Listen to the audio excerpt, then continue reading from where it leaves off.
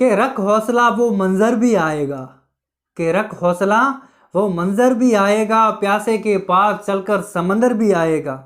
यूं थक कर ना बैठ ए मुसाफिर, तुझे तेरी मंजिल भी मिलेगी और मिलने का मज़ा भी आएगा।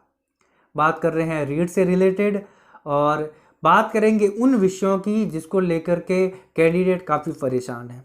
वैकेंसी आने वाली है और काफ़ी कैंडिडेट ये सोच करके परेशान है कि कैसा मैटर पढ़ा जाए जो कम समय में एक अच्छा स्कोर हमें दे सके। तो ज़रूरत है हमें ऐसा मैटर पढ़ने की जो एक तो कम समय में पढ़ा जा सके, जिसका रिवीजन किया जा सके और उसमें से एक अच्छा स्कोर किया जा सके। तो आपको क्या करना है, देखो मायने नहीं रखता है कि आपके पास मैटर कितना ज़्यादा है, मायने रखता है कि आपके पास जो मैटर है वो कितने काम का है, कितना अच्छा है। लेकिन अब बात करूंगा कि ये जो सिलेबस निर्धारण होगा तो आपको कैसी बुक्स पढ़नी है कि सिलेबस निर्धारण से पहले आपका जो समय है वो खराब नहीं हो और सिलेबस जो निर्धारण होगा वो उनमें से ही हो। तो उन्हीं को लेकर के चर्चा करेंगे। अब इस रीड लेवल फर्स्ट की बात करें या सेकंड की बात करें तो आपको पता है इसके 4 पार्ट है। फर्स्ट पार्ट में साइको है, सेकंड पार्ट में लैंग्वेज फर्स्ट है और थर्ड पार्ट में लैंग्वेज सेकंड है और फोर्थ पार्ट में आपका सब्जेक्ट है। लेवल फर्स्ट और सेकंड की बात करें तो इनमें 3 पार्ट कॉमन है, साइको और लैंग्वेज फर्स्ट सेकंड। अब इन पार्ट्स की आपको किस हिसाब से तैयारी करनी है कि किस पार्ट को आपको कितना समय देना है, क्योंकि देखो स्कोरिंग जिसका ज़्यादा है उसको आपको समय ज़्यादा देना है, जिसका स्कोरिंग कम है उसको कम समय देना है। लेकिन उसमें से भी जो पार्ट आपका ज़्यादा हार्ड है उसको भी समय ज़्यादा देना है। अब बात करें साइको की, तो साइको में 2018 वाला जो पेपर था उसमें साइको की जो लैंग्वेज थी वो काफ़ी हार्ड थी और कई कैंडिडेट के सामने ये परेशानी आई कि वो लैंग्वेज को समझे कैसे और उसका उत्तर कैसे दें। प्रश्न ही समझ में नहीं आ रहा था, बड़ी दिक्कत तो ये हो गई थी। तो आपको साइको में क्या करना है, आपको साइको में कम से कम 3 पुस्तकें ऐसी लानी है जो अलग अलग पब्लिकेशन की और इनकी लैंग्वेज अलग अलग हो। सबसे पहले आपको एक ऐसी बुक पढ़नी है जिसकी लैंग्वेज बहुत सरल हो, बहुत सरल हो, क्योंकि आपको सिर्फ एक बार टॉपिक समझने हैं। पहले शुरुआत में जब आप टॉपिक पढ़ोगे तो आपको सिर्फ टॉपिक समझने हैं और समझने के लिए आपको हमेशा सरल भाषा की जरूरत पड़ेगी। तो ऐसी बुक लानी है साइको की जिसमें सरल भाषा दे रखी हो और उसको आप बहुत अच्छे से समझ रहे हो। सेकेंड बुक ऐसी लेनी है जिसमें लैंग्वेज काफ़ी अच्छी वाली हो और उस लैंग्वेज को आपको समझने में थोड़ी दिक्कत आ रही है, लेकिन आप जो आपने सरल भाषा में जो मैटर पढ़ा है उस मैटर के आधार पर उस टॉपिक को आप बहुत अच्छे से समझ रहे हो। अब बात करें 2018 वाले पेपर की, तो उसमें जो लैंग्वेज आई थी ना, वो लैंग्वेज आई थी कक्षा 11-12 की जो एनसीईआरटी की जो पुस्तकें थी ना मनोविज्ञान की, वहाँ से उसकी जो लैंग्वेज थी मुझे काफ़ी मैच लग रही थी और काफ़ी हार्ड लैंग्वेज थी उस बुक में। तो वो बुक आपको पढ़नी है, लेकिन उससे पहले आपको सरल भाषा में मनोविज्ञान की कोई भी बुक एक अच्छी पढ़ लेनी है।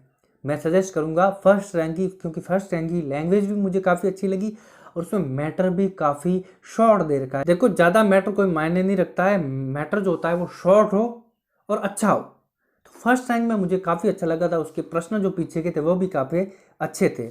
तो आपको ये 2 कॉम्बिनेशन बना के चलना है कि मुझे सरल भाषा में एक बार मनोविज्ञान पढ़नी है, उसके बाद में एनसीईआरटी की जो मनोविज्ञान की पुस्तक है वो बहुत अच्छे तरीके से कंप्लीट करनी है। मनोविज्ञान की बात रही ये। अब लैंग्वेज फर्स्ट सेकंड की बात करें तो भले इंग्लिश हो, हिंदी हो, संस्कृत हो, ज़्यादा हार्ड क्वेश्चन नहीं आते हैं, बिल्कुल ही सरल क्वेश्चन आते हैं। पीछे वाले पेपर को देखें या उससे भी पीछे वाले पेपर को देखें, सरल क्वेश्चन आते हैं। लैंग्वेज का जो बेसिक नॉलेज होता है वो आपको होना चाहिए और वो बेसिक नॉलेज ही पढ़ना है, ज़्यादा डीप भी नहीं पढ़ना है, ज़्यादा हार्ड नहीं आते हैं। बच्चों ने 30 में से 30 नंबर भी उसमें से लाए थे। ऐसे ऐसे प्रश्न आते हैं तो ज़्यादा हार्ड नहीं आता है। तो लैंग्वेज फर्स्ट सेकंड में आपको जितना जोर साइको और सब्जेक्ट को देना है उतना ज़्यादा जोर इस पर देने की ज़रूरत नहीं है। तो आप कोई भी अच्छी बुक मिले आपको ले आना, लेकिन आपको पता होगा कक्षा 9th की आरबीएससी की हिंदी व्याकरण करके चलती थी हिंदी में, वो आपको बहुत अच्छे तरीके से पढ़नी है। अगर वो एक पढ़ लोगे तो सफिशिएंट है, वो काफ़ी है। ज़्यादा मैटर आपको बिल्कुल इकट्ठा नहीं करना है, ज़्यादा मैटर इकट्ठा करोगे तो उलझते जाओगे, कौन सा पढ़े कौन सा नहीं पढ़े, और मन में ये मलाल भी रहेगा कि यार मैटर सिलेबस नहीं हो रहा है, ज़्यादा टाइम ले रहा है। ज़्यादा टाइम क्यों ले रहा है? क्योंकि आप उन मैटर्स को क्या है बार बार उनमें उलझते जा रहे हो।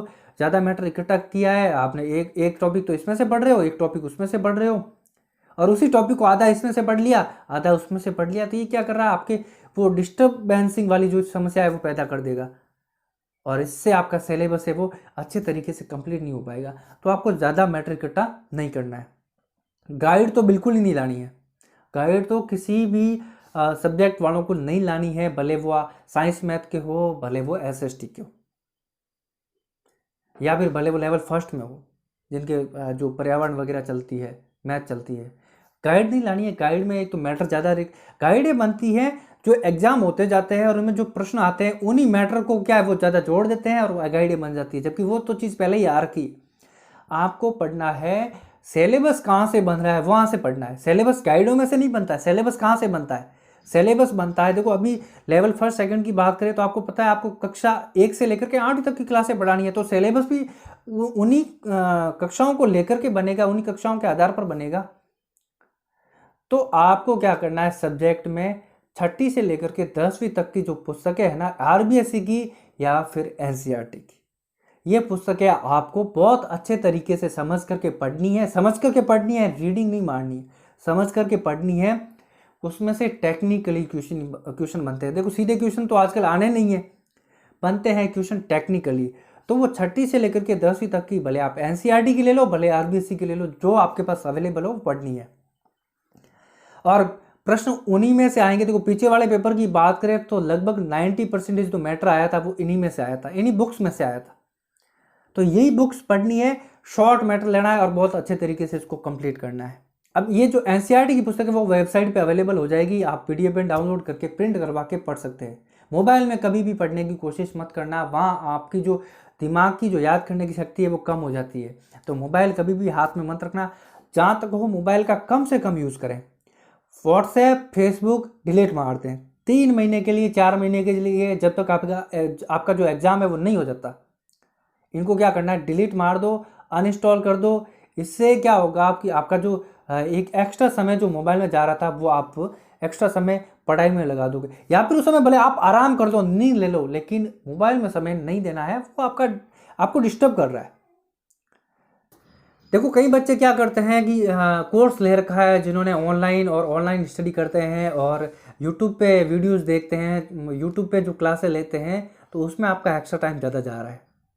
देखो मैंने कई ऐसे वीडियो देखे हैं कि एक ऑब्जेक्टिव क्वेश्चन को करवाने में लगभग 10 मिनट का समय लग जाता है, लाइक शेयर सब्सक्राइब करने में और बोलने में और एक्स्ट्रा चीज़ें चलने में।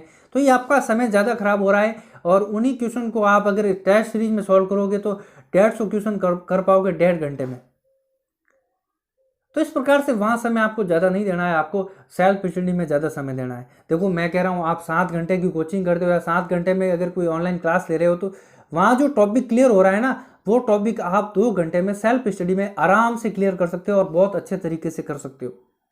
तो इस प्रकार से आपको वहाँ ज़्यादा समय नहीं देना है और आपको सेल्फ स्टडी ही करनी है। मोबाइल को बिल्कुल भी समय नहीं देना है। मोबाइल को एक बार 3-4 महीनों के लिए साइड में रख दो। कोई अर्जेंट कॉल हो, कोई काम हो तो इसका यूज़ करें, बाकी व्हाट्सएप फेसबुक इसको अनइंस्टॉल मार दे। ये आपकी रुकावटें हैं, इन रुकावटों से आपको लड़ना है, और जब तक रुकावटों से नहीं लड़ोगे तब आपको सफलता कैसे मिलेगी। तो ये चीज़ें ज़रूरी है, इन चीज़ों को आपको अपनाना है, आपको बहुत अच्छे तरीके से स्टडी करनी है, एक दिन आपको सफलता ज़रूर मिलेगी। तो जब आपका एक बार सिलेबस हो जाता है तो उसके बाद में आपको लानी है टेस्ट सीरीज़। देखो सिलेबस आपको 2 बार 3 बार रिवीजन मारना ही पड़ेगा, लेकिन रिवीजन कैसे मारना है, आपको लानी है टेस्ट सीरीज़ और मॉडल पेपर करने हैं सॉल्व। जैसे ही एक बार सिलेबस कंप्लीट हो गया, एक एक मॉडल पेपर उठाते जाओ, सॉल्व करते जाओ, जैसा जैसा आपको समय मिलता है। उसमें क्या होगा कि आप एक बार मॉडल पेपर सॉल्व करते हो तो आपको पता चल जाएगा कि आपका वीक पॉइंट कहाँ है। मॉडल पेपर बिल्कुल ही रफ तरीके से नहीं करना है कि चलो मॉडल पेपर है वैसे कर दें। आपको ऐसे ही समय देना है जैसा आप प्रश्न पत्र को देते हो एग्जाम हॉल में, और वैसे ही उत्तर देने हैं जैसे वहाँ प्रश्न पत्र को देते हो। क्योंकि इससे क्या होगा, आपका एक समय समायोजन होगा कि आपको प्रश्न पत्र में किसको कितना समय देना है, और ये आपके एग्जाम हॉल में काफ़ी काम आएगा। और प्रश्न करने के जो तरीके हैं ना, वो भी आपके काफ़ी काम आएंगे। आप टेस्ट पेपर देते जाओगे तो आपको समझ में आएगा कि मुझे इस प्रश्न का उत्तर कैसे देना है, क्योंकि ज़्यादातर क्वेश्चन बनते हैं टेक्निकली, और टेक्निकली क्वेश्चन का आंसर देने के लिए आपके पास एक टेक्निकली दिमाग होना ज़रूरी है, और वो आएगा आपके टेस्ट सीरीज सॉल्व करने से। ज़्यादा टेस्ट सीरीज सॉल्व करोगे, आपके प्रश्न को सही करने के जो चांसेस है ना वो बढ़ जाएंगे। कहीं ऐसे कंफ्यूजन वाले प्रश्न होते हैं तो वो सही करने के जो चांसेस है वो टेस्ट सीरीज ज़्यादा से ज़्यादा सॉल्व करने से बढ़ जाते हैं। कॉन्फिडेंस लेवल आपका बढ़ जाएगा।